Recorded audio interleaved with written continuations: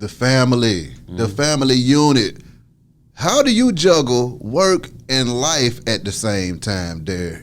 Bro, I got a hell of a team. Talk to me. So shout out to my team, because the beauty of a team is like you can't really copy yourself, but you can pour into other people what you know, so they can become like extensions of you. Yeah. So that's what I did over like the last 2 years. So I'm really like, I had COVID in January. And I took 3 weeks off.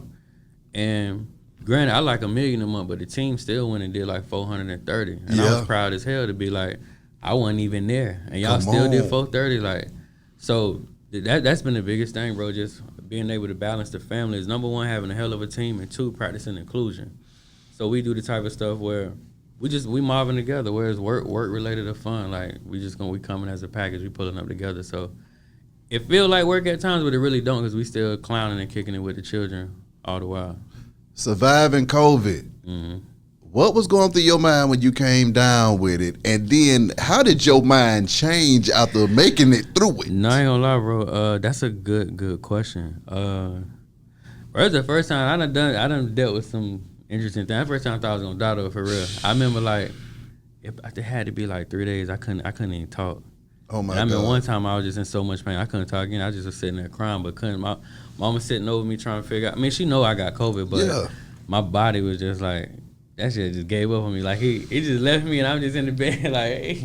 But my God, no, bro, that was a terrible experience. I ain't eat. I know like 8 of those days I ain't even eat. Yeah, I was drinking, but I ain't eat. I couldn't even eat nothing. But changing my mindset after that, bro. You know, I hit my lawyer not too long after that, and I started working on my succession paperwork. And I already had a trust with just making sure everything in line, because it really just showed me like, which I already knew this, but it was just another reminder like, bro, you know, it's like she could catch you at any moment. You having your best day, then tomorrow just like, so I think you might die.